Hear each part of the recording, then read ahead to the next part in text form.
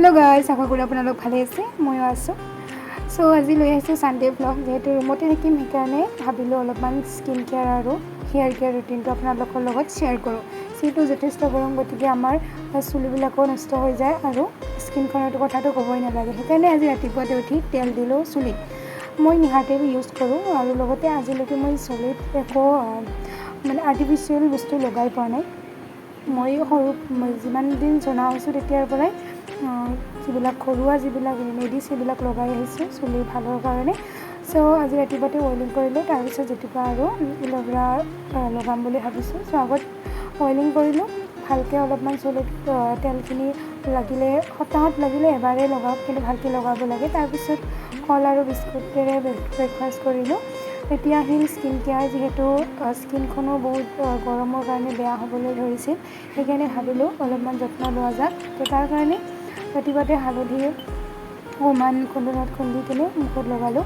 হালধিয়ে আমাৰ স্কিনখন গ্ল' কৰাটো সহায় কৰে, লগতে পিম্পলছ আদিৰ পৰা প্ৰতিৰক্ষা কৰি ৰাখে। সেইকাৰণে আমি হালধি লগাব লাগে। এটলিষ্ট সপ্তাহত এদিন বা 15 দিনৰ মাজত এদিন আমি হালধি খাবও পাৰোঁ।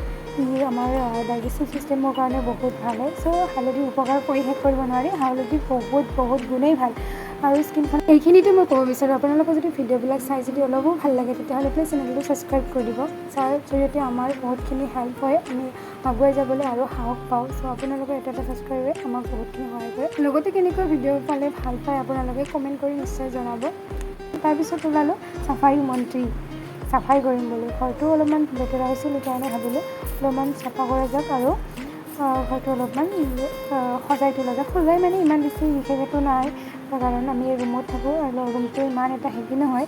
চ' এইখিনি এনেই কালেকশ্যন অলপমান হৈ আছে, ঘৰত আছে বাকীখিনি। চ' ইয়াতে ৰুমত আছোঁ যিহেতু মই জেতুকা পাউডাৰ অলপমান ল'লোঁ আৰু এল'ভেৰা গছ ইয়াতে ইমান এটা নাই, কাৰণ মোৰ ঘৰত আছে। এইটো মই ৰেণ্টত আছোঁ, চ' ইয়াতে নাই। তথাপিও এডাল ল'লোঁ এল'ভেৰা গছৰ ডাল, তাৰ পৰা অলপমান ওলাইছে। সেইখিনি জেতুকাৰ লগত মিক্স কৰি কিনে মিক্সিত দি পিনে চুলিত দিম, কাৰণ চুলিত আমাৰ জেতুকা পাত আৰু এল'ভেৰা লগালে বহুত ভাল হয় চুলিখিনি। আমাৰ চিল্কিও হয় চুলিখিনি, এল'ভেৰা গছটো যিহেতু জেলি টাইপৰ হয়।